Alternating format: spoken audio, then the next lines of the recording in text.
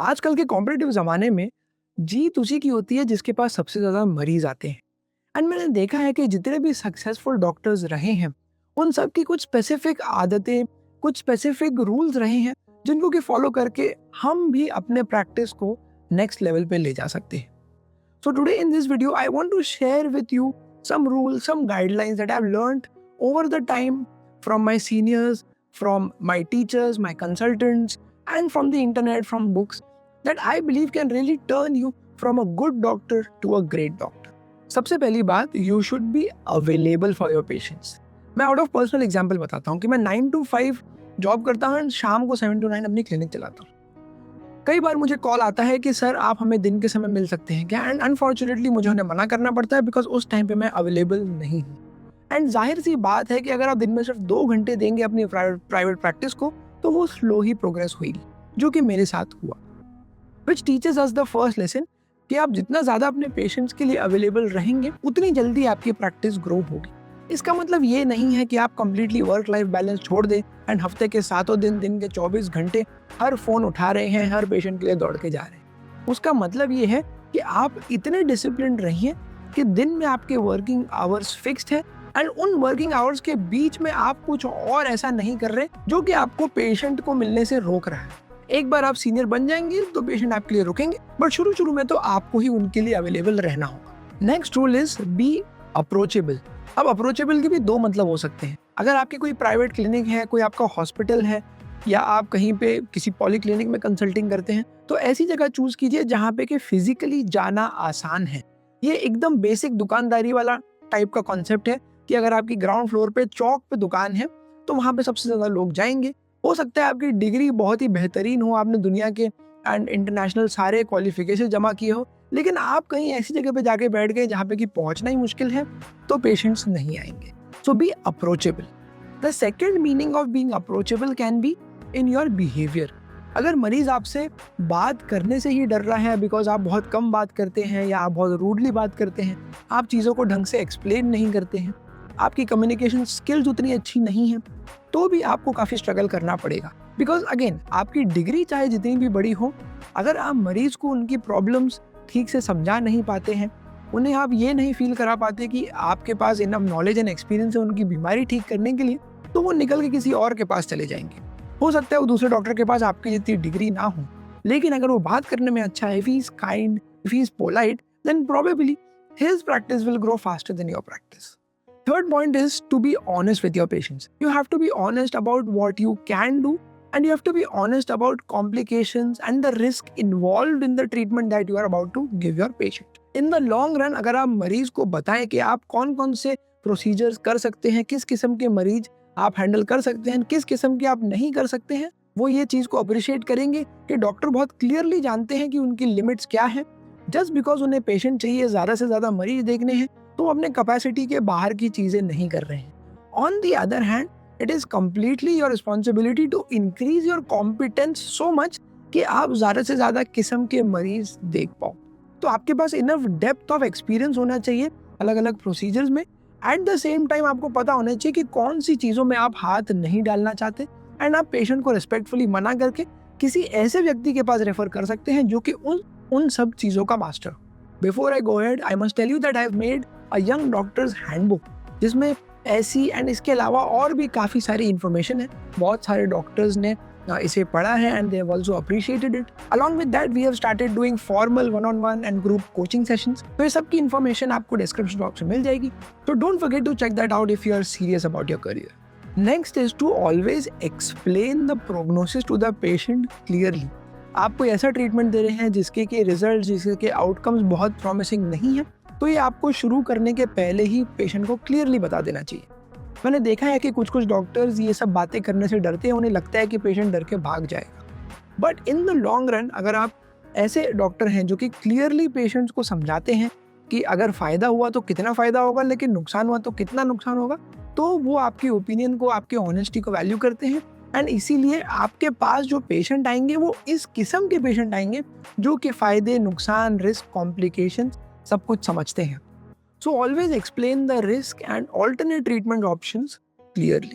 The next is to always encourage follow-ups. अब ये मेरी पर्सनल प्रॉब्लम थी बिकॉज एज अ सर्जन मुझे बार बार सेम पेशेंट देखने में बहुत बोर होता था। मुझे लगता था कि मरीज एक बार आए, मैं उसको ऑपरेशन करूँ, वो ठीक हो जाए एंड फिर वो एक बार फॉलोअप पे आए, फिर मुझे कभी ना मिले। But with time I realized कि ये जो मैं शॉर्टकट ले रहा हूँ, जो मैं आलस दिखा रहा हूँ, उससे काफ़ी नेगेटिव इम्पैक्ट हो रहा है मेरी प्रैक्टिस पे। अगर मैं पेशेंट्स को फॉलोअप पे बुलाता हूँ रेगुलरली, तो मुझे चांस मिलता है उनकी पूरी रिकवरी को अच्छे से ट्रैक कर पाने का। उनको भी बहुत सारे छोटे-छोटे डाउट्स होते हैं जो कि वो हर बार आके क्लियर कर पाते हैं। तो आप ना कि सिर्फ ट्रीटमेंट की शुरुआत से बट पूरे रिकवरी के पीरियड में भी उनके साथ रहते हैं, जिससे कि उन्हें काफ़ी एश्योरेंस मिलता है, कॉन्फिडेंस मिलता है एंड यही चीज़ें वो जाके और मरीजों को बताते हैं। So your reputation becomes much stronger. मैंने अभी तक जो भी पॉइंट्स कवर किए हैं, आगे करने वाला हूँ, मैंने एक लिस्ट बना दी है पीडीएफ फॉर्म में, जिसकी लिंक आपको डिस्क्रिप्शन बॉक्स में मिल जाएगी। Make sure you check that out before you finish this video. Next habit is to document everything thoroughly. मुझे याद है जब मैं फेलोशिप कर रहा था अपनी लैप्रोस्कोपी की, तो हमारे यहाँ जो कंसल्टेंट थे वो हमें हर कंसेंट हाथ से लिखवाते थे। अब वो 50-60 ईयर्स के इतने सीनियर डॉक्टर थे, इंटरनेशनल फैकल्टी थे, देश विदेश में ऑपरेट करते थे। जाहिर सी बात है कि उनके पास प्रिंटर था, कोई भी कंसेंट को आज के समय में प्रिंट किया जा सकता है, बट फिर भी हम हर कंसेंट हाथ से लिखते थे बिकॉज उनका कहना था कि अगर तुम हाथ से लिखोगे तो पहली बात तुम्हें हर चीज़ समझ आएगी एंड दूसरा आप पेशेंट को समझाओगे तो आप उसके सवाल जवाब सुन के उनके हिसाब से स्पेसिफिक कंसेंट लिख पाएंगे। And the bigger picture is that you should document everything thoroughly. चाहे मरीज की छोटे से छोटी बोली हुई चीज़ क्यों ना हो, आपके ओपीडी पेपर पे वो मेंशन होनी चाहिए। अगर वो छुट्टी जा रहे हैं, अगर उनका कोई ऑपरेशन हुआ है, उनके फैमिली मेम्बर को कोई फलानी बीमारी हुई है, उन्होंने अलग अलग किस्म के ट्रीटमेंट्स ट्राई किए हैं, अगर उनने कोई चीज़ ट्राई करी है लेकिन उसका डॉक्यूमेंटेशन नहीं है, तो आप लिख दीजिए कि पेशेंट के पास इसका कोई प्रूफ नहीं है। जितनी ज़्यादा चीज़ें आप रिकॉर्ड करेंगे उतना आप मेडिको लीगली सेफ रहें। Next point is having indemnity insurance.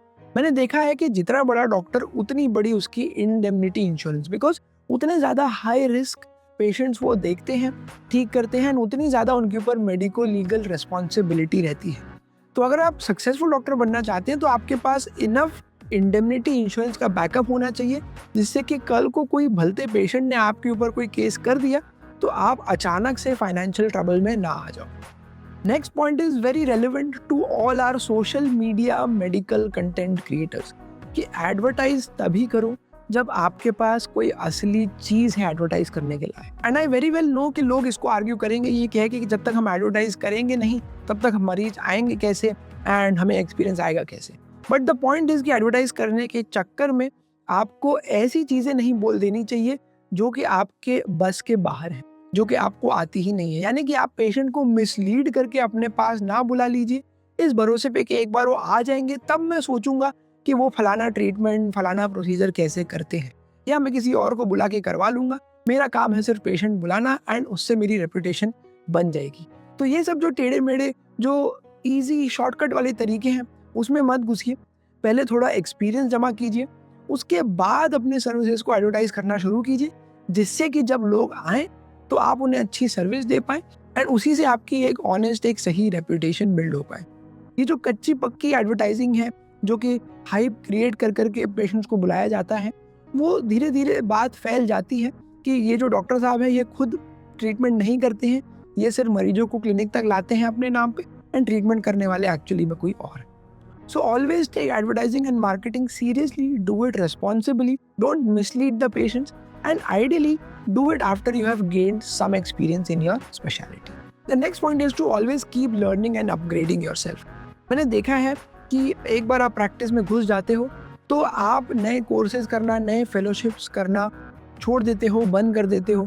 CME के पॉइंट्स टेक्निकली आपको जमा करने चाहिए बिकॉज वो रिक्वायरमेंट है रजिस्ट्रेशन रिन्यू करने के लिए, कहीं कहीं पे है, कुछ कुछ स्टेट्स में नहीं भी है, बट लोग उसको काफ़ी कैजुअली लेते हैं and it doesn't really add to your knowledge. मेरा पर्सनल रूल है कि मैं अपने साल की 10% इनकम बचा के रखता हूँ सिर्फ नए कोर्सेज करने के लिए, नए फेलोशिप्स, नए डिप्लोमास करने के लिए, नए वर्कशॉप्स अटेंड करने के लिए, जिससे कि मेरी नॉलेज बढ़े, मेरी स्किल्स अपग्रेड होती रहे ऑटोमेटिकली।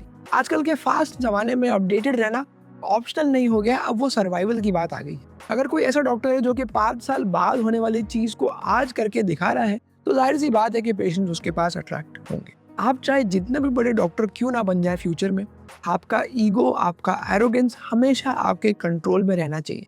मैंने देखा है बहुत बड़े-बड़े डॉक्टर्स को अपने करियर के पीक से नीचे गिरते हुए जस्ट बिकॉज़ वो पेशेंट से ठीक से बात नहीं करते हैं, स्टाफ से ठीक से बात नहीं करते हैं, अपने जूनियर से, अपने रेसिडेंट से ठीक से बात नहीं करते हैं एंड धीरे-धीरे ये चीज़ें पाइल अप होती जाती हैं। तो जब वो बड़े डॉक्टर्स कभी ना कभी कोई संकट में फँसते हैं, तो कोई उन्हें बचाने नहीं आता है। So irrespective of your age, your qualification, your experience, always be nice to people.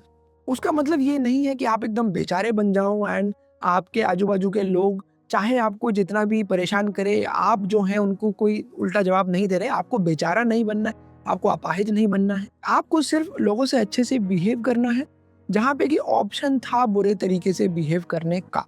डाँटने के, फटकारने की जगह आपने उन्हें अकेले में कोई वैल्यूएबल चीज़ सिखाई। इन सारी चीज़ों से पता चलता है कि आप अभी भी हम्बल हैं, आप अभी भी ग्राउंडेड हैं and eventually what goes around comes around. So I hope in this video you would have gained some valuable lessons. इसके अलावा भी अगर आपके कोई आइडियाज़ हैं, कोई टिप्स हैं तो मुझे कमेंट द्वारा बताइए and last but not the least, stay humble, stay curious.